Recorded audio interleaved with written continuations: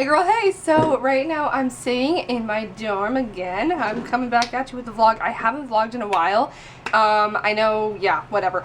I have been so busy because this weekend was insane because I went through sorority recruitment, and that's what my vlog is going to be about. I just kind of wanted to sit down and talk to you guys and talk about my experience and where I ended up. But if you follow me on Instagram or Twitter, you probably know because I'm a little bit obsessed with it.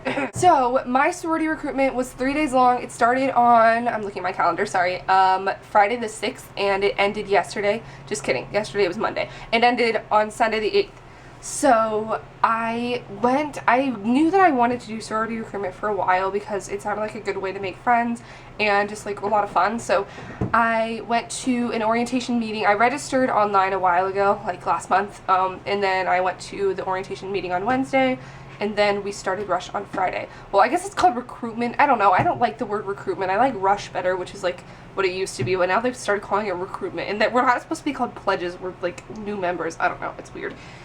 But anyway, so Greek life is pretty big at my school. It's about 35 or 40% of the student body is Greek. A Greek organization is a sorority or a fraternity. Sororities are for girls and fraternities are for boys.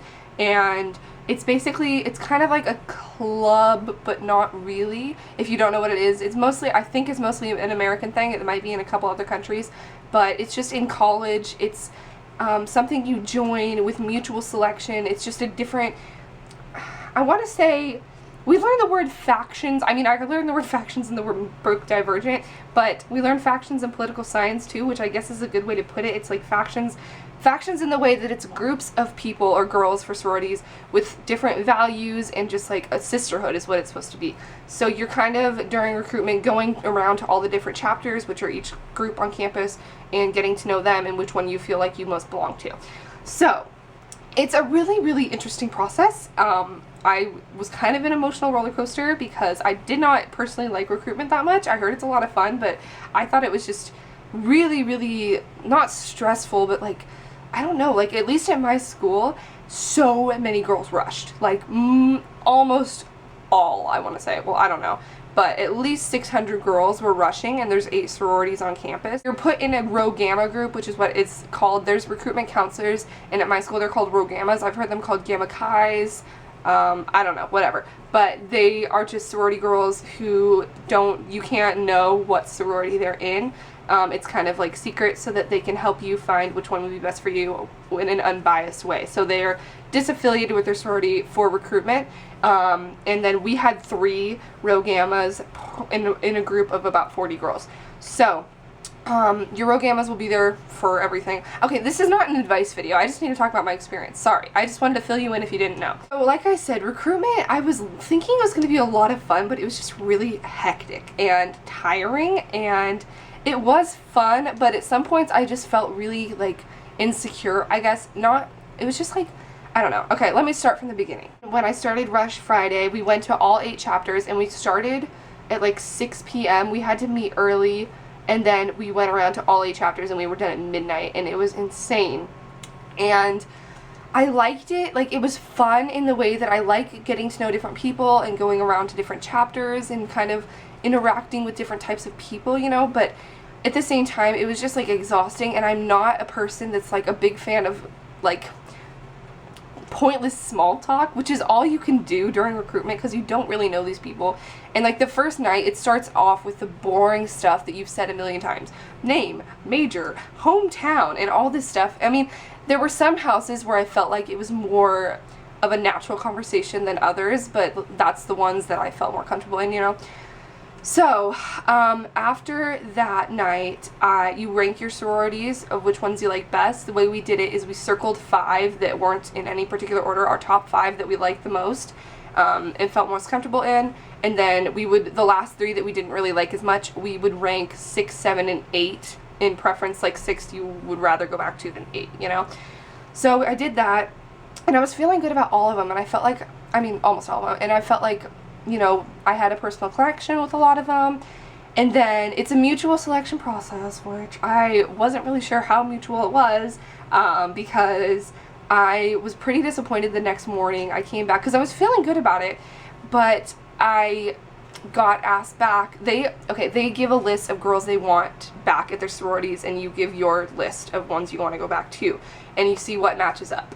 And so I was feeling like it was pretty mutual, but then I was kind of disappointed because I got asked back to my number 1, which was good, my number 3, which I was really disappointed I missed my number 2 because it was a really, really close second, and I was like really kind of not offended, but I just was like, what did I do wrong? Like, I really, really liked them, and I thought we got along really well. So it's just like that kind of thing. I know a lot of girls went through that. And then, okay, I got asked back for my number 1, my number 3, and my bottom 3, and I was like, no, like, this is not okay.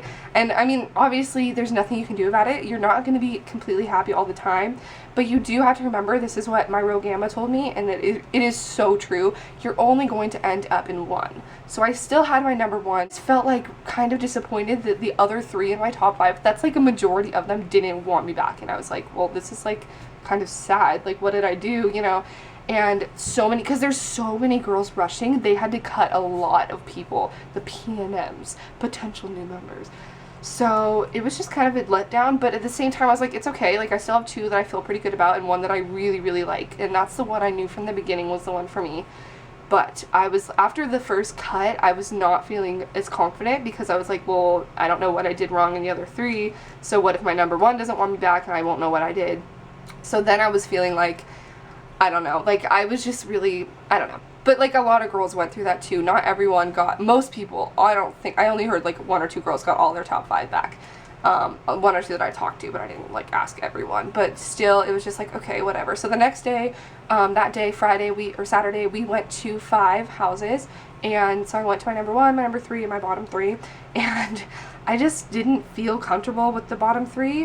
And I just didn't want to be there, so at the same time, you need to keep an open mind, because a chapter that you think at first was awful or not right for you at all, you really could see a turnaround, and maybe you just talked to the wrong person. It's hard when you only talk to 1 or 3 or whatever girls from each chapter, but you may find that it is the right place for you, even if you didn't think so originally. So you have to keep an open mind. So I was trying to do that, but at the same time, I was like, I don't want to be here, like, I just want to go to my number 1. I just was really, really nervous because I had fallen in love with my number 1 sorority, and I was like, well, what's going to happen if they don't ask me back? Like, I'm just going to be devastated. And that's the one thing I didn't want to happen. I didn't want to be that girl that was completely invested in 1, and then I got cut from them, and then I would just be a mess. Last morning, Sunday, which is pref morning, oh, by the way, Saturday was, what's it called?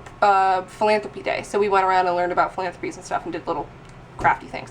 Anyway, so then the parties got longer. So the first day there were 30 minutes, the second day there were 45, and then pref morning, which was Sunday morning, we got asked back to 2, and you go for an hour. And that morning I was a wreck. I was like, I'm not going to get asked back, and then I'm going to have nowhere. So when they got my schedule, I was like so nervous. I don't know, I'm not usually nervous, but like it seemed like such a big deal. So I opened it up, and there was my number 1 first, and I was so happy. I got asked back to my number 1 and my number 3, which was now my number 2 because my number 2 cut me the first day. So, so then all of my bottom 3 were gone, and I was so happy. I was like, okay, like, I can do this. And by preference, this is the feeling I got in preference round, which is you go to only 2 of them. And I feel like at preference, it's more your choice. Because if they ask you back for preference, I think it means they really, really like you and they can see you in their sorority. But at that point, that's when you choose them.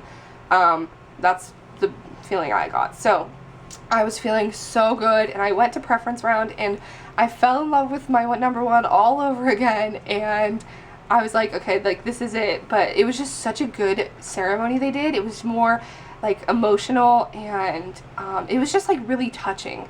And so I went to that one, and I was like, wow, like, this is it. But then I was thinking, well, what if the other one, my number 3, really wins me over, and they have a really good one?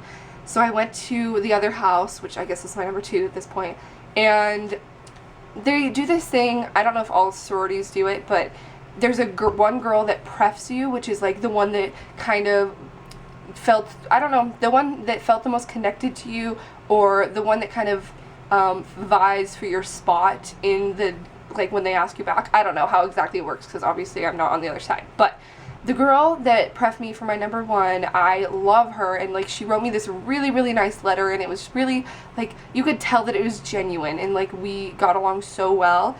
And then I went to my number 2 house, and I was like, okay, well, they're probably going to do something really good too. And I got there, and the girl that prepped me, I didn't remember talking to her, and I was like, well, this isn't right. Like, that's how I knew that it wasn't really the right one, and it didn't feel as right to me. So I was like, okay, well, I like this house, but I'm not, like, in love with it, you know? So I didn't feel like, I mean, I felt like I could be happy there, but it wasn't the one, I guess. I don't know. And then you write down which one you want first and which one you want second. And then we had to wait 4 hours. We had to go back for 4 hours, and then before we could come back and get our bid cards. And I was such a nervous wreck that entire time. I couldn't focus on anything. By the way, during rush at my school, we don't have sorority houses. So it's like each sorority had a designated room in different buildings on campus that you would go to talk to them. So that's how it worked. Anyway, so I went back to this room with my Rho Gamma group, and they made us wait so long before the bid cards came. We were there, I was in there for 45 minutes before they came, and then what we had to do was sit in a circle of chairs facing outward so we couldn't look at each other, and then they gave us our bid cards, and we had to hold on to it, and we couldn't open it until everyone had theirs. But the trick was, we had to be completely silent for 5 minutes once we opened our bid cards, and it was like, I mean, it makes sense, but it was so hard. Oh my god, I'm still wearing sunglasses on my head. I'm an idiot. I had to be respectful of other people that maybe don't want to hear a bunch of cheers of excitement because they didn't want to get it, because they didn't end up in the one that they really thought they would, you know? So I opened my bid card, and I was so scared. And I was like, well, I might as well prepare for the worst all over again. And here's my bid card. This is what it looks like. It's just in a envelope. And I open it up, and I see the Sisters of Kappa Alpha Theta cordially invite Kristee Vetter to be a new member, but blah, blah, blah, blah, blah. And this is a sorority that I love so much. And I was so happy. I was like shaking because this is the one that I wanted the entire time. I knew it was the one for me.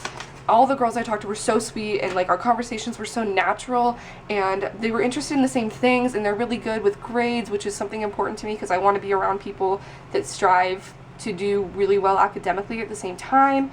And it was the place for me, and I was so happy. So honestly, recruitment wasn't very good for me because I was just like all over the place, and I was kind of upset at sometimes. But at the same time, it does work out in the end. Not for everyone. There were girls stomping away in tears at some points.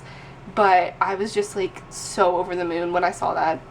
And so after we got our bid cards, we signed our bids, and then we had to wait. We had to go outside. All of the sororities were standing in the little piazza in the middle, and we had to stand on the other side of this building. And we had to wait for so long. But like we walked around and like saw our friends, like, oh, where'd you go? And then I went up to my roommate. I saw my roommate Chloe, and I was like, what'd you get? She's like, Theta. And I was like, me too. And we were literally in the same sorority now. It's so funny. I don't know, we're like sisters in the same room, so you know, it's a Theta room.